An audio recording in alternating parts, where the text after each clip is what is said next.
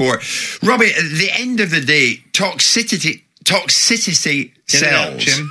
Are you over the top? Is it too toxic? That's basically what we're getting down to. Have you lost all objectivity in what you do? 100% not, because it's based on the results of the football club.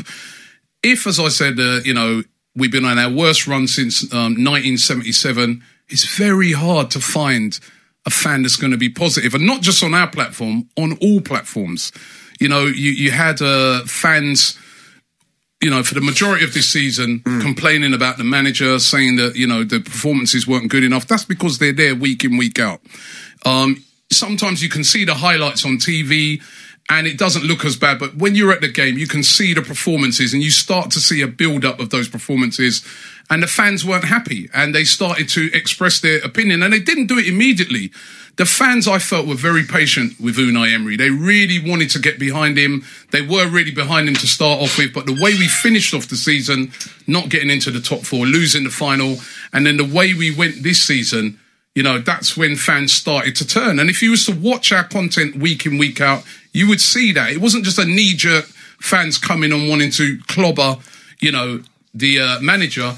It's fans giving their honest opinion. And that's all we do. That's all we do. That is what it is based on, giving your honest opinion. And of course, apart from that as well, we have many other shows, as Simon pointed out. We do many other shows on it's not just about fans speaking after the game. We got the #1 review show for, the Premier League on YouTube. And when I was calling Simon a dinosaur, and I don't want him to take it super personal. I don't, mate. Right? But when I was calling him a dinosaur, and I find it's not just Simon, there's a lot of people like this. They're not looking that there's a sort of new form of media. I understand it. We're disruptors in the business. We've come along and we're doing it in a different way. We're disruptors in the business. We're doing it differently, and some of the people in the traditional media don't too like it because we are big, right? But I think sometimes what I do is I like to. You laugh at it, but Robbie, this is the problem: is that people do not. Well, let's have it in here. Robbie, people don't take Robbie, the learnings. Robbie, this is not a running commercial for Aftv. You're not doing anything particularly different. You're not running interference. You're giving an audience a voice. You're a broadcaster, no different to anybody else. You just have slightly different content. And the reasons why people like me take exception is because I believe a football club is a sum of all its parts. And because you're a clever man, you've got the zeitgeist on what you're doing, you're steering into a situation where the most emotive time you get fans is directly after a game. I could have walked through the Players' Lounge at Selhurst Park, having won a game, and be handed babies and be kissing babies and photographs. So the following week, if we lost the game, I'd be accused of eating their firstborn. We know when fans are at their most emotive. And the pragmatism that's required to be objective in your thinking is not what you steer into directly after the game. And when I've looked at your content, when I've looked at your content and looked at the views that you get, they are on the whole over a period of time, and maybe not trending today, Robbie. We are trending today. No, maybe not trending today, but let me finish my point, is not a particularly aggressive or what I would consider to be unnecessarily unpragmatic or objective video. You're talking about a team that's won, so it's going to be very difficult for you to experience a narrative of a lack of positivity. But if you look back over, including the slightly disrespectful video you posted about me with 300,000 or 400,000 views, which, by the way, you're entitled to your opinion. Whether it's steeped in ignorance and lack of facts is another matter, but you're entitled to it. You're entitled to your opinion. I answered you back. Of course it is, because I voiced an opinion on a very simple throwaway comment about seeing the commentary coming out of the major protagonists that you steer into seemingly for every after-game experience. Of course it's a throwaway comment. Of course it's a throwaway comment. Low IQs. No. Shut them down. It's a throwaway comment about the idea that what's the average age, what's the average IQ. If I'm listening to somebody... throwaway comment, or was you on the run? Are you on the run about it? How am I on the run, Robbie? I couldn't care less about you and your platform. It seems like it affected you today. I have a vantage point about what is the purpose of a football club club and what is the purpose of its fans. And they should all be together in a coherent strategy. But also, should fans have a voice? Of course they should have a voice. Of course they should. They are the most important part of a football club. That's not what you were saying before? No.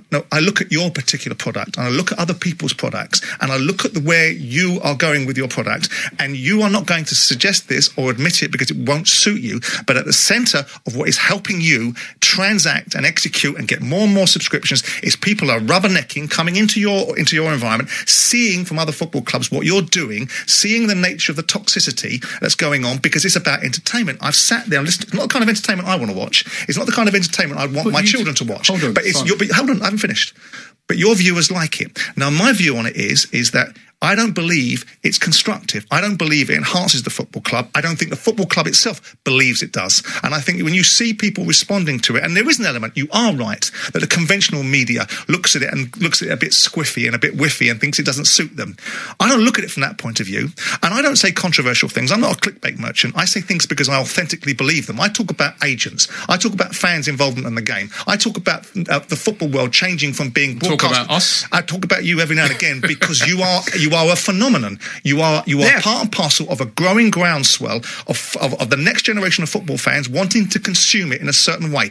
But that does not give you the right to be able to represent your football club and the fans and the feeling about football in a way which I perceive to be negative and toxic. And that's my perception. Okay. And a lot of people say that way as well. Wouldn't you what do say, Arsenal think of you, Robbie? What does the club think of you, Robbie? Wouldn't you say, Simon? Did you hear from the club, Robbie? Wouldn't you say, Simon? Can I just come back at you, right? Wouldn't you say that as you said, you're a very intelligent guy. You are. I have my moments. You are. You have your moments. You are, right? Even for dinosaurs, we have our moments. Even for dinosaurs. But wouldn't you say, to be objective about something, you've got to watch it as a whole.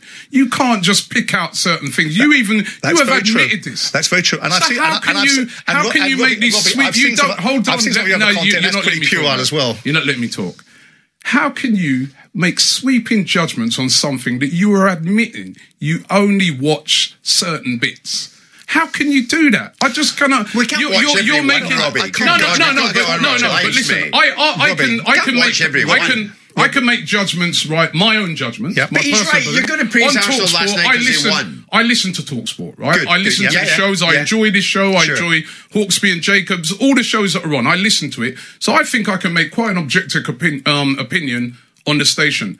But if I didn't listen to it, how can I be making these sweeping judgments like what Simon is doing? This is what I'm trying to say. And how can you be having a go at a fan when you don't even go to games? You have admitted it on this. Robbie, that's silly. Robbie, that's silly. No, it's not silly. It's not silly.